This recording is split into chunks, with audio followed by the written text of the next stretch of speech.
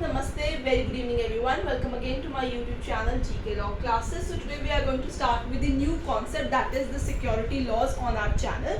So students, अब जो है आप लोगों को पता है कि IFSC फेज 1 का एग्जाम ऑलरेडी हो चुका है, फेज 2 का भी आगे चल के एग्जाम आएगा एंड सब्सिक्वेंटली आगे चल के सेबी ने भी अपने एग्जाम्स की नोटिफिकेशन की डेट दे दी हुई है और आगे चल के 30 अक्टूबर से उसकी भी एप्लीकेशंस आउट हो जाएंगी. तो आज हम स्टार्ट करने जा रहे हैं with the concept of securities act, जिसमें हम ये तीनों एक्ट पर्टिकुलरली कवर करेंगे. And if so far so fourth आप लोगों को, अगर आप लोग चाहें और आपका इस तरीके का रिस्पॉन्स रहा, तो हम आगे चल के सिक्योरिटीज एक्ट के रेगुलेशंस भी, जो वेरियस रेगुलेशंस है, वो मैं आपके साथ डिस्कस कर लूंगी वाया शॉर्ट फॉर्मेट और अदरवाइज वीडियोस, जैसे भी आप डिमांड करेंगे उसके अकॉर्डिंगली हम जो है स्टार्ट कर लेंगे. सो वीडियो को स्टार्ट करने से पहले आज धनतेरस है, तो अब मेरे सारे सब्सक्राइबर्स और व्यूअर्स को धनतेरस की शुभकामनाएं. आई होप माँ लक्ष्मी आप पे कृपा बरसाए. तो स्टार्ट करते हैं आज हम सिक्योरिटीज एक्ट के साथ. सो सिक्योरिटीज एक्ट जब हम बात करते हैं उसमें 3 तरीके के लॉज हम स्पेसिफिकली स्टडी करते हैं. सबसे पहले तो आता है security exchange board of India act 1992 यानी सेबी एक्ट, जिसका पेपर आगे चल के आएगा भी. फिर आता है securities contract regulation act of 1956 और फिर आता है डिपॉजिटरीज एक्ट ऑफ 1996. तो ये 3 मेजर लॉज हैं जो हम सिक्योरिटीज एक्ट के नीचे कवर करते हैं और इसमें से क्वेश्चंस जो है डेफिनेटली पूछे जाते हैं. ये मेन इंपॉर्टेंट एक्ट है. जैसे आपके बैंकिंग इंश्योरेंस लॉज होते हैं उस तरीके से आपके सिक्योरिटी एक्सचेंज के भी लॉज होते हैं. और इसके अलावा कुछ इसके डिफरेंट रेगुलेशंस भी बाय द टाइम आते ही रहते हैं, जिसके अंदर वेरियस चेंजेस जो है वो बोर्ड इंट्रोड्यूस कराता है ताकि सिक्योरिटी मार्केट्स के अंदर एक रेगुलेशन बनी रहे, इन्वेस्टर्स के पैसे जो है वो खराब ना हो किसी भी तरीके से और ज़्यादा अच्छा return in a very transparent format जो है उनको मिलता है. तो आइए स्टार्ट करते हैं विद सिक्योरिटीज एक्ट. आज की वीडियो का मेजर फोकस रहेगा इंट्रोडक्शन के ऊपर, यानी हम आज सिर्फ एक ब्रीफ कॉन्सेप्ट समझने की कोशिश करेंगे कि जो हमारा सेबी है, जो रेगुलेटर, मार्केट का रेगुलेटर है, वो क्या करता है, what does security markets mean and certain other terminology in regard to your securities act, जो आप लोगों को जानना जरूरी है. बिकॉज ऐसे बहुत सारे बच्चे होंगे जो डे टू डे लाइफ के अंदर सिक्योरिटीज एक्ट के साथ डील नहीं करते होंगे. वो सिक्योरिटीज एक्ट के साथ तभी नहीं डील करते होंगे जब स्पेसिफिक एग्जामिनेशन जो है वो आता होगा. तो आइए स्टार्ट करते हैं हम सिक्योरिटीज एक्ट के साथ. ठीक है स्टूडेंट्स, तो सबसे पहले तो जिन लोगों ने अभी तक हमारे चैनल को सब्सक्राइब नहीं किया, आज ही हमारे चैनल को सब्सक्राइब कर लीजिए. ठीक है, इट इज़ वेरी इंपॉर्टेंट ताकि आप लोगों को पता चलता रहे कौन से डे टू डे वीडियोस आ रही हैं, कौन से day to day different shorts आ रहे हैं. जैसे मैंने अभी लीगल मैगजीन और बहुत सारे डिफरेंट कॉन्सेप्ट्स के ऊपर भी अपने शॉर्ट्स चैनल पे जो है वहाँ डाल रखे हैं, तो आप उन्हें भी जाके चेकआउट कर सकते हैं. IFSC पार्ट 1 के भी ऑलरेडी बहुत सारे एक्ट आपको वहाँ पे अवेलेबल हो जाएंगे. तो सबसे पहले हमें समझना होगा द वर्ड सिक्योरिटीज मार्केट. क्योंकि जब हम सिक्योरिटीज एक्ट पढ़ते हैं तो हमें कुछ टर्मिनोलॉजी जो है उनके बारे में पता होना चाहिए, कुछ वर्ड्स हैं उनके बारे में हमें जो है प्रॉपर एक नॉलेज होनी चाहिए. उस वर्ड का क्या मतलब है, इस चीज़ के रिगार्डिंग हमें प्रॉपर जो है एक नॉलेज होनी चाहिए. तभी हम एक्ट के अंदर जब वो वर्ड उस पर्टिकुलर सेक्शन में आएगा हम समझ पाएंगे और इजीली उस एक्ट को हम ग्रास्प कर पाएंगे. तो सबसे पहले सिक्योरिटी मार्केट्स का दूसरा नाम होता है capital market. Capital word itself states कि आपने पैसा जनरेट करना है यहाँ पे. सो कैपिटल मार्केट यहाँ पे मतलब ये होता है वो मार्केट जहाँ पे सिक्योरिटीज इशूड की जाती हैं. Securities are issued, right students. Those securities are purchased by investors, right, and subsequently those are transferred among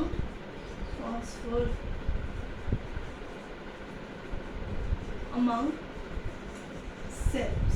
ठीक है, तो बेसिकली आपकी जो कैपिटल मार्केट है, सिक्योरिटी मार्केट, एक ऐसा एरिना होता है जहाँ पे शेयर्स जो है उनको रेस किया जाता है, जहाँ पे शेयर्स में, बॉन्ड्स में, सिक्योरिटीज में आप ट्रेडिंग करते हैं, जहाँ पे इन्वेस्टर्स जो है वो परचेज करते हैं, सेलर्स अपने जो शेयर्स है वो लगाते हैं और उसके थ्रू वो क्या जनरेट करते हैं, वहाँ पे ट्रेडिंग करके बिटवीन दैट दो शेयर वो क्या करते हैं, वो पैसा जनरेट करते हैं फॉर देयर कंपनी.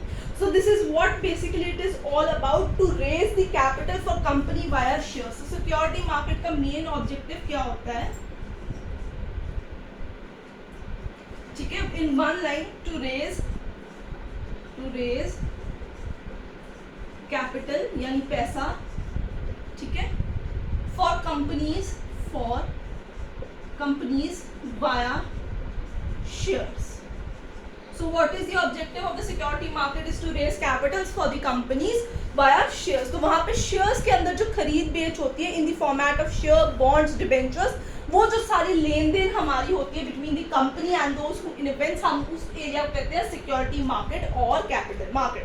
ये दो पार्ट में स्टूडेंट्स डिवाइड होती है. ये सारे टर्मिनोलॉजीज आप लोगों को जानना बहुत ज़्यादा ज़रूरी है, क्योंकि अगर आप ये नहीं चीज़ समझेंगे तो आप बिल्कुल सिक्योरिटीज एक्ट को अंडरस्टैंड नहीं कर पाएंगे उस पॉइंट ऑफ व्यू से, राइट.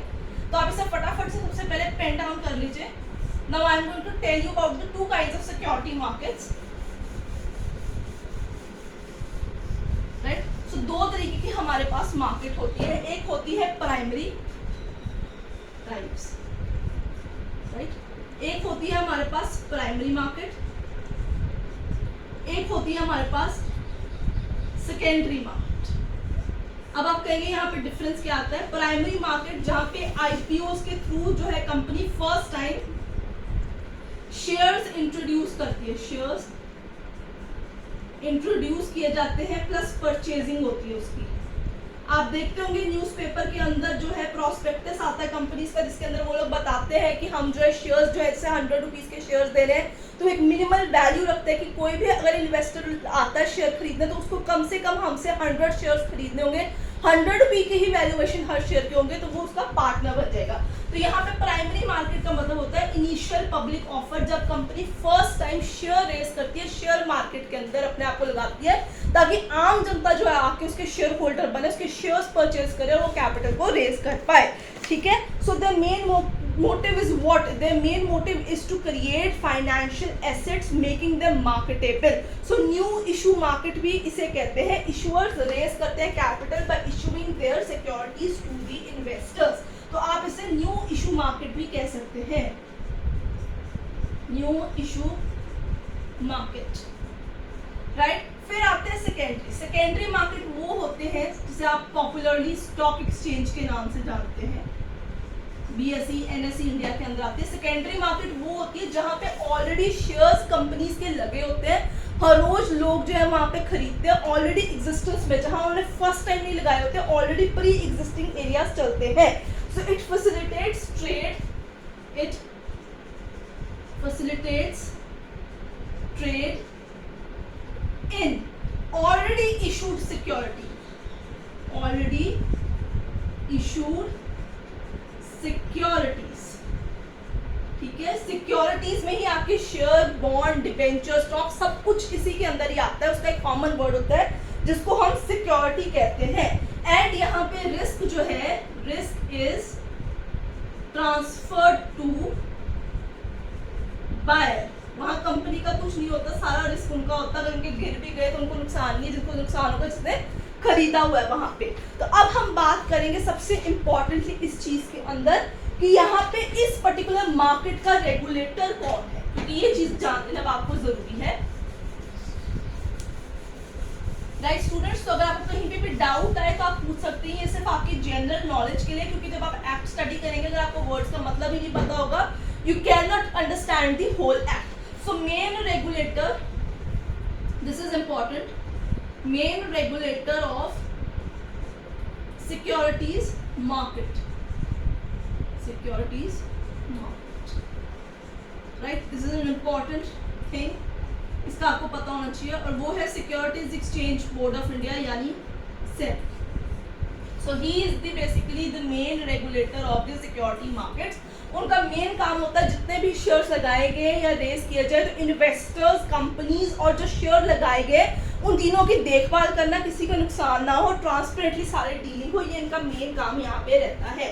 अब आप कहेंगे मैम आप बार बार सिक्योरिटीज की बात करे जा रहे हैं, what the particular word security means. तो आइए अब हम चलते हैं टर्मिनोलॉजीज पे, राइट. तो अब हम कुछ टर्मिनोलॉजी समझेंगे.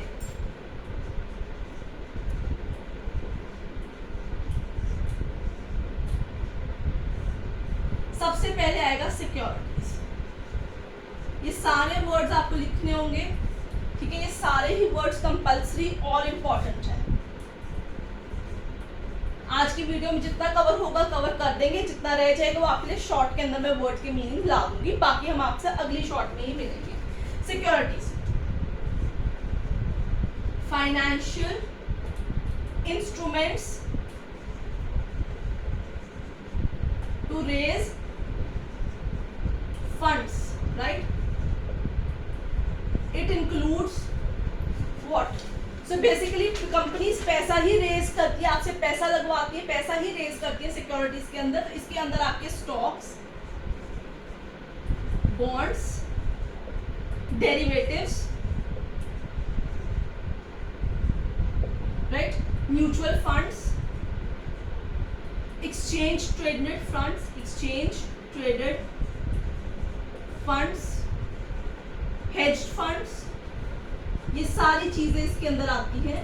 सो in totality it is a common name that is used, that is securities. आप चाहे तो इंडिपेंडेंट वर्ड भी यूज कर सकते हैं, आप चाहे तो अदरवाइज ऑलरेडी भी उसको एज एन वर्ड सिक्योरिटी ही यूज कर सकते हैं। अगला चलते हैं, बस 2-3 छोटे छोटे वर्ड्स हैं, उसके बाद हम बेसिकली एक्ट पे आ जाएंगे। But introduction to securities act is again important. कोई भी डाउट तो आप कमेंट सेक्शन के अंदर मेंशन कर सकते हैं। वीडियो पसंद आए उसे लाइक शेयर डेफिनेटली कीजिएगा। Next is return. रिटर्न का मतलब होता है बेनिफिट जो इन्वेस्टर, यानी आप जब उस पर पैसा लगाते हैं, शेयर्स परचेज करते हैं कंपनी का, तो benefit you receive from investing in securities. Benefit investors receive from investing in companies, investing in securities और कंपनीज और whatever you want to say. तो जो पैसा है वो आएगा। Risk, risk is basically the possibility कि जो आपका रिटर्न है वो मटेरियलाइज ना हो। Risk, possibility of return not being materialise, यानी जैसे आप उम्मीद कर रहे हैं उतने पैसे ना मिले आपको, तो हम उसे कहते हैं रिस्क। बॉन्ड हो गया आपका डेट सिक्योरिटी, बॉन्ड हो गया आपका डेट सिक्योरिटी, कंपनी की जवाबदारी कहते हैं इसे, ठीक है।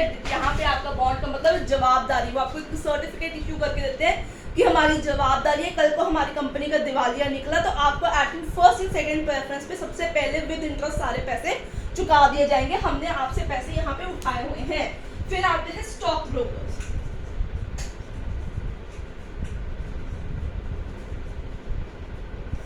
अब आपके पास आते हैं स्टॉक ब्रोकर्स जो सेकेंडरी मार्केट में ट्रेडिंग करते हैं। Trading done by them in stock exchange, ठीक है। आप सीधे जाके खुद पैसे नहीं लगाते, आप पैसे लगा सकते हैं, आप सिक्योरिटीज में इन्वेस्ट कर सकते हैं ओनली बाया स्टॉक ब्रोकर्स और सब stock brokers.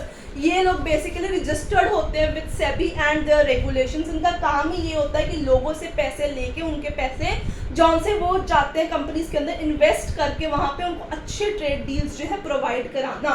So they are registered trading members of stock exchange. They sell new issuances of securities to investment, उन्हें परचेज बाय सेल ये सारे काम कराते हैं। जबकि सब ब्रोकर्स जो होते हैं they help in reaching the services of broker to a larger number of investors, right. तो ये चीजें थी regarding some important terminology of the securities act. अब हम अगली वीडियो में आपसे मिलेंगे जिसमें हम बात करेंगे सेबी एक्ट के regarding, those who are the main regulator of the security markets in India, क्योंकि हमें बेसिकली एग्जाम के लिए वही सारे एक्ट्स को रेडी करना है। बट आपको अगर थोड़ा थोड़ा ब्रीफ पता होगा डिफरेंट वर्ड्स के regarding, it will be very beneficial for you to understand that particular act. So I hope आपको आज की वीडियो पसंद आई होगी। आई है तो लाइक शेयर कीजिए, जिससे चैनल को सब्सक्राइब नहीं किया अभी हमारे चैनल को सब्सक्राइब कर लीजिए। कोई भी डाउट हो कमेंट सेक्शन में मेंशन कीजिए। I will see you next, till then keep learning.